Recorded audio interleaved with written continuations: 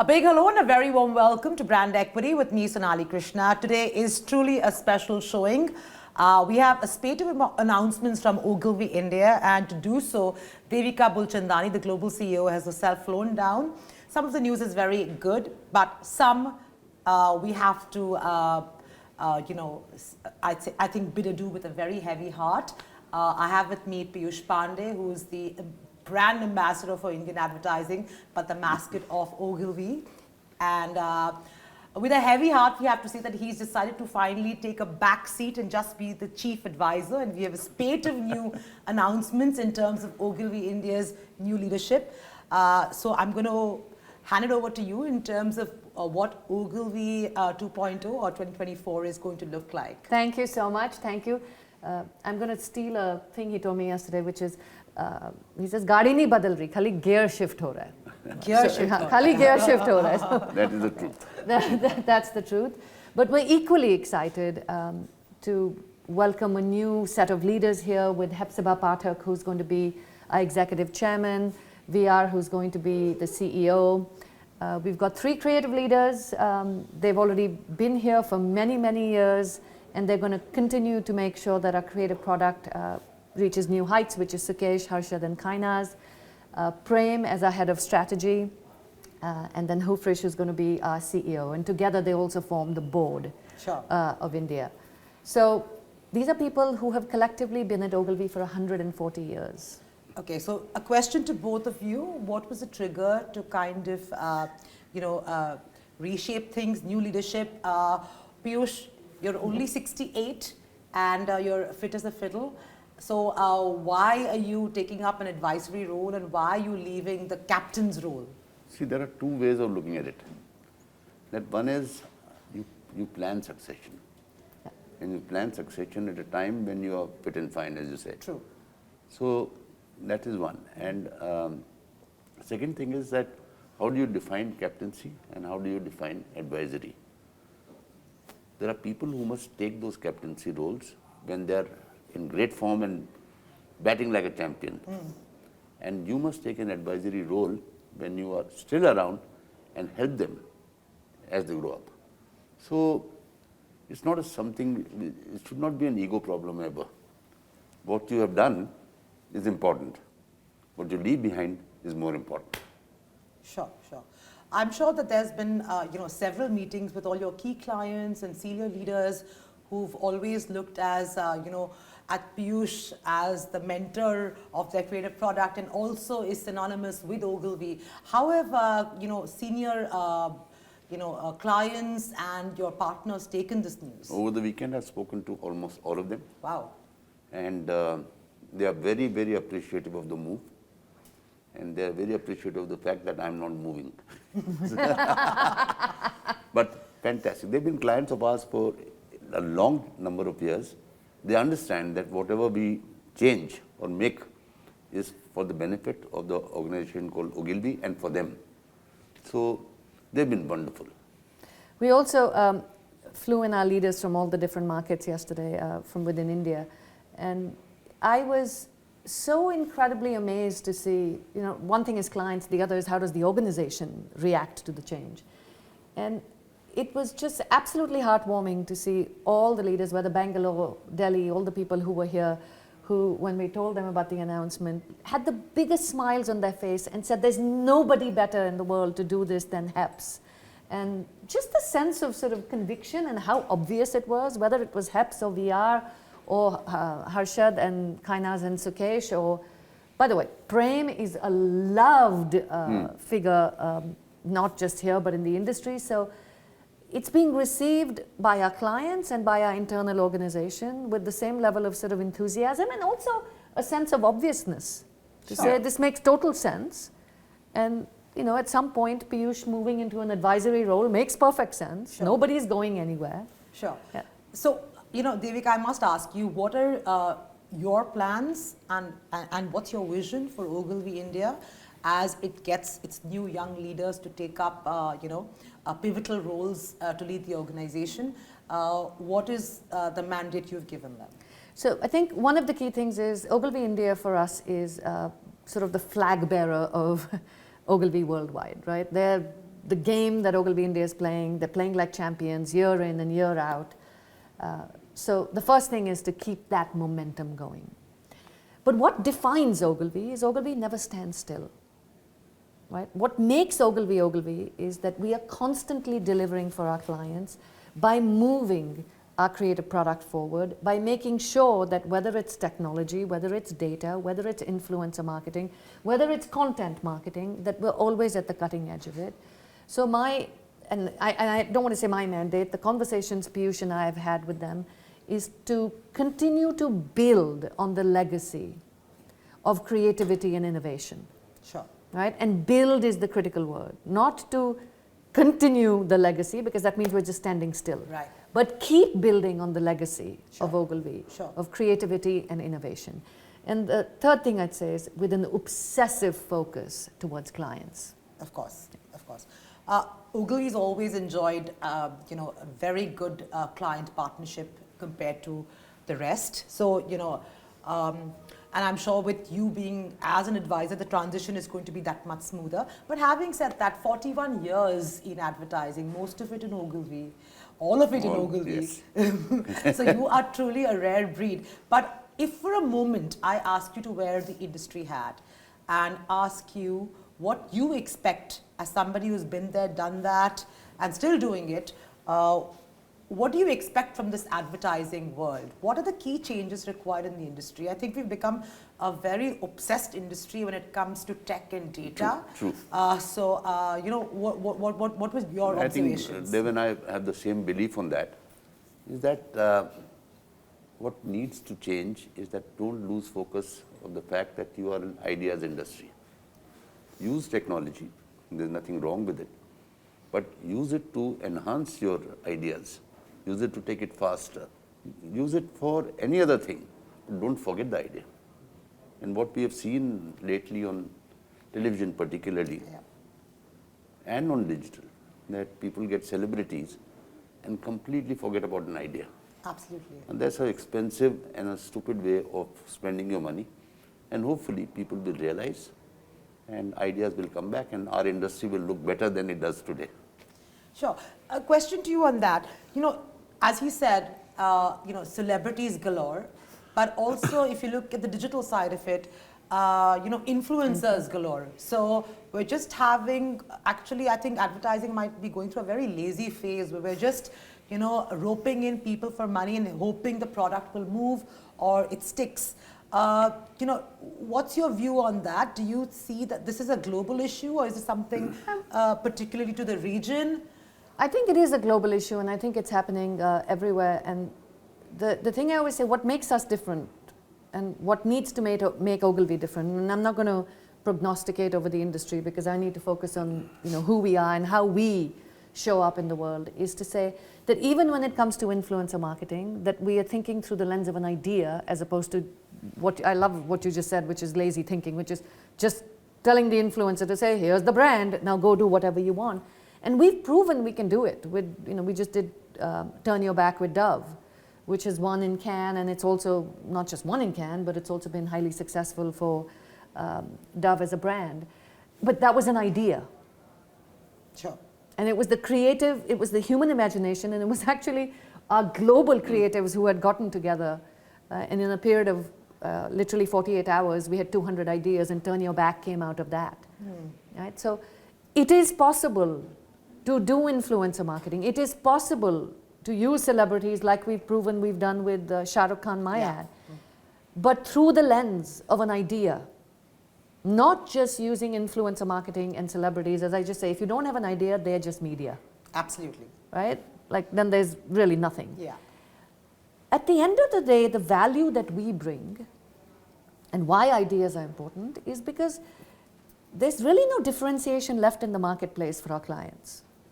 Right? There's very little USP. We used to call it once upon. There's no USP left. Even in the world of technology, there's Uber and 5 minutes later there's Lyft. So even when you think about it, absolutely. Even when you think.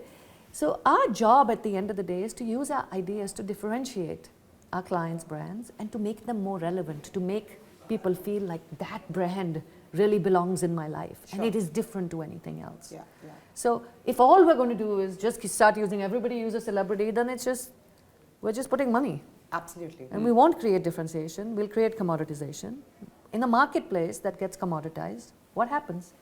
You start pricing to the bottom. Absolutely. I'm glad you talked about that, which is what I want to talk about, pricing. And this is not an Ogilvy specific question, it's an industry question.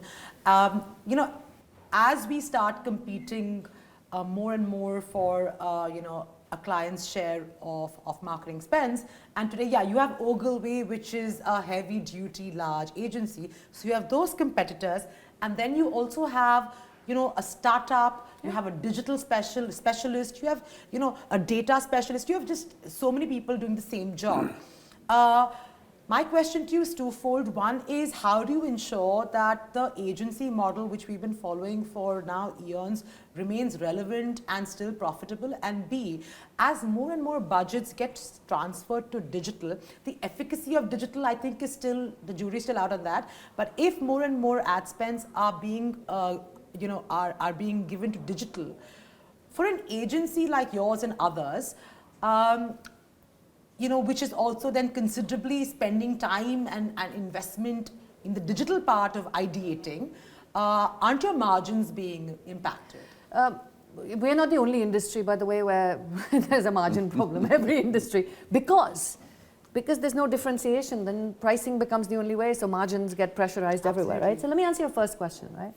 Which is where you have so many agencies, and you have a data agency, and you have an X agency and a Y agency.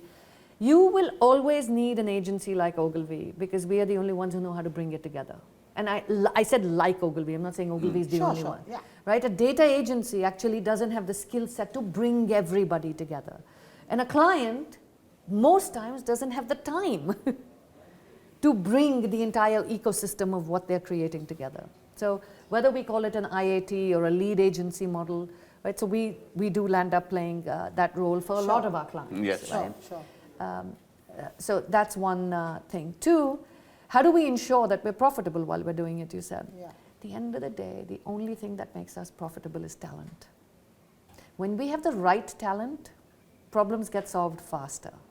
When we have the wrong talent, it takes us 20 rounds to do something. When we have, you know, and I always tell our people that we're always very nervous to change talent, do something. When you get the right person in a job, who fits with the client, understands their business, who is the right person, there's chemistry, that sort of equation makes everything easier for us. So to me, it's a talent game if we want to be profitable. Always make sure that whatever the client engagement is, we have the right talent for that client. But when we have the wrong talent, we go through 33 rounds of something, we never get it right, this one's unhappy, that one's unhappy. So I always say my job is I'm a casting director. So are you saying that advertising agencies are getting remunerated what they deserve? Of course not. No. Of course not, No. right? And that battle is a long-standing battle. Yeah, and I think it's a bigger, unfortunate and sort of philosophical question. We, you know, our business model is we're selling hours. Yeah.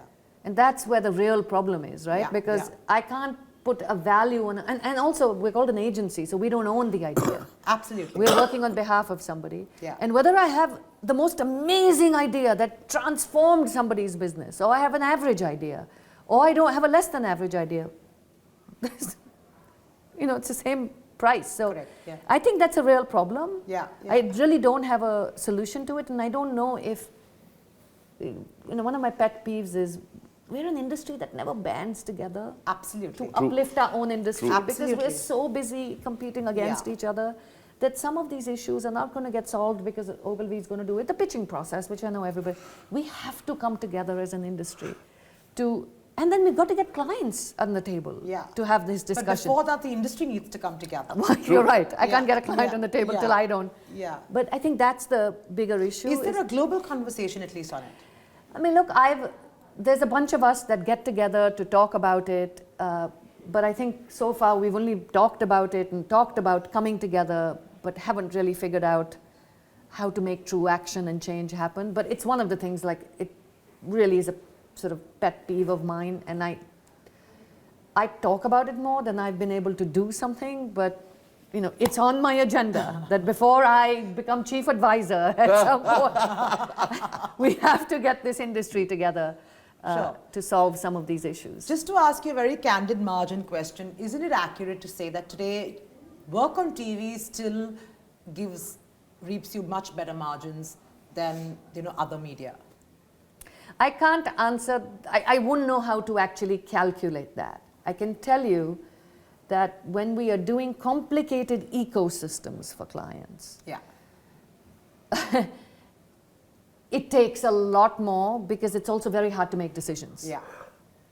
Right? So if the brief is simple, and I don't want to say TV, if the brief is simple and we're trying to tackle a particular issue, things happen a lot faster, which is a better margin.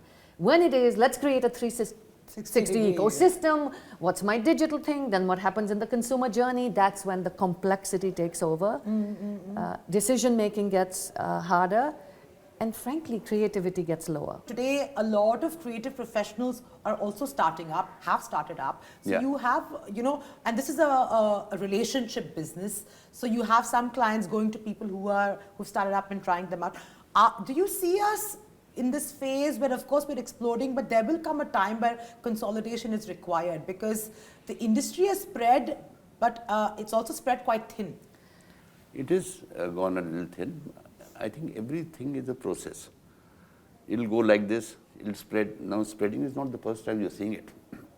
There were times when Mohammed Khan and all these people started their own agencies. There are times that they got sold to WBP. So that pattern will remain. Youngsters will always have a desire to start their own. Youngsters will feel the pressure of the existence by saying it's not easy to exist on my own. So this is a life thing. It's happened in America, it'll happen everywhere. I think our industry is unusual, right? Because the cost of entry is zero. Absolutely. I call it the 2 men and the dog. It's like you just need one partner, you need to know one client, you start up. There's no, I don't need a factory, I don't need it. You need nothing, right? You just need you need that. So the cost of entry is literally zero. To your earlier question, if I look at it from an economic standpoint, there is way too much supply for the demand, right? So something in a marketplace, in any marketplace where you have too much supply for the demand, some consolidation has to happen. I've been saying this for 10 years, no consolidation has happened. So because it's not going to happen on the street level, it really has to happen at a holding company level, something at right? So it's just like I keep saying, it has to happen because the laws of economics demand that it happens. And also the talent pool is just moving around. Yeah, yeah. So we're just creating this circular motion of, and then accounts move around because the talent moves around. Right? So something has to happen. Again, I'm shocked it hasn't happened. Yeah. Sure. But see, what happens also is that when people are young and good, they get the feeling that I'm too restricted in a holding company scenario or a large company. So they go and start. When they become slightly bigger, they feel the pressure of saying that now I need a system. So it's a cycle. yeah, sure. It's the thing that always strikes me is really interesting is to say the cost of entry is low, so a lot of people come in. So let's talk about what happens when you come into the industry. Great, I reach a certain size. But in the last 25 years, tell me an agency that has actually become a global powerhouse. Can't name any. No. Right? So even if I take a Wyden, Yeah. a creative agency, I can't call them a global powerhouse. They're I think, 10 markets or so, but they're not a global powerhouse. A global brand can say, like Coca-Cola can say, you can reach every market in Africa to Asia. It just, it's not, right? Droga. Yeah. Right? Confined. And then, so I just keep saying to say, it seems like in our industry there is some sort of a ceiling when you enter, because how come in every other industry a brand, a disruptor has come in and been able to scale? Uber scaled. Yeah, you're right. You take the tech world, we've got so many new brands that have become global powerhouses, but in our industry, the cost of entry is low, but the ability to scale is also low. Just a question to you in terms of, what we're seeing in terms of the macroeconomic factors globally across industries. Every industry is going through a bit of strain. The war's not helping. Crude prices are not helping. Clients are tightening their budgets because we don't know what's coming next. What are you seeing and what are you hearing when you're talking to clients, not just in India, but globally? Is it going to be a lackluster year for advertising because the spend's getting tighter? Yes, I mean, I think we're certainly seeing the headwinds, and we're all reading about it, right? And we're on the receiving end of anything that happens at a macro level. And because often in a CFO's mind, we're an expense item, I always say, right? It gets cut. They shouldn't look at it that way, but that's sort of the reality of it. In any tough market, there's always going to be somebody who's going to get their unfair share, right? That's just sort of, again, the laws of economics. And the person who's going to get their unfair share is the one that it's at the top of its game. So right now, from my seat, I feel I feel like we're in a fortunate position at Ogilvy because, whether creatively, from a talent perspective, from a momentum perspective, from a reputation perspective, we're at the top of our game. So even when you have tough headwinds, at least I'm not sitting here and going, oh my God, we have so much work to do ourselves. Sure. We always have work to do ourselves, but so I feel like we'll be able to weather the headwinds that we're all going to face. Life will never be hunky-dory. Yeah. It should not be gloom and doom. You got to play the game. Yeah. Sure. 3 things from you that I'd like you to say to the industry so that they can take heed and we can get onto some path where we've come back on track. I think number 1, I've already said that get back to ideas. When you get back to ideas, you get more joy out of your work. Chances are you'll provide more to your client. Chances are you'll do better. Number 2 is technology. Use it, embrace it, don't be a slave to it. Number 3 is very simple. I've always said it. Enjoy the game. Enjoy the game. We are not enjoying the game. We've got very serious. Yes, people are counting pennies all the time. If you enjoy the game, not just pennies, dollars will come. Devika, before I let you go, 2024 for you, for Ogilvy, not just India, but globally. What's your short-term vision? I'm defining short-term as 5 years. I don't define 5-year visions because I had no idea. Fine, 2 years. I had no idea the pandemic would happen. Fair I had enough. no idea Fair AI enough. would. Fine. Right. I'll just tell you. I'll just tell you. How what sort of our mission is to go into 2024. One is to obviously capitalize on the momentum that we have. Right, we got some. You've probably read in the press. We won a very big piece of business in the U.S. that with Verizon. That's massive. And everywhere in the world, we are at a moment we're winning. So that's an important thing because we have to grow to be vibrant ourselves. Our creative product to keep innovating. Yeah. I've never understood this definition of traditional because if I look at all our work and I look at what happens at the titanium jewelry, 2 out of the 18 ideas, last 18 ideas I think were Ogilvy. Right? That titanium is defined as ideas that cannot be defined. Right? The year before, we won the Grand Prix in titanium. So, is to continue to push the boundaries of creativity, and whether it's AI and tomorrow morning there's going to be something else that we'll all wake up to, whatever that is, but to continue to push the boundaries. That's critical to us because that is our bread and butter, and that's why clients come to us. 3 is, and when I say the boundaries, I can actually define it very clearly for you. It's social content and influencer marketing. That's a big area of focus. In India, we've got almost 100% strong content force, but all over the world, we are really developing that capability and frankly winning with our clients more and more business in that area. Health is a big area of focus for us, very, very important, and all of this is underpinned, and of the, I always say we have 1,000 people in Coimbatore who are part of our tech practice that nobody kind of knows about because that always happens in the background, right? So we're very strong in that area, and I need to continue, and I want our teams to continue to build on it. And all this, by the way, is underpinned by talent, because we don't have machines, we don't have anything other than. So continue to invest in our talent and make sure that we're promoting leaders like we're doing here, and where we need to bring in fresh people, that we are the place that they want to be. Sure. So simply. Well, on that note, thank you so much, Devika. Thank you so much, Sonali. Piyush. So heartening to know that you're still going to be around as the coach. Sometimes a player also. Sometimes, yeah. Most definitely a player, because Whatever the captains want, I will do. Clients can't do without you, but 41 years and still going at it. May a lot of professionals bloom like you have, and come back. And have a ball. And have a ball and bring it back to the ideas business. Thank you so much, Sonali. God Thank bless you so much. Do well. Thank you. Thank you.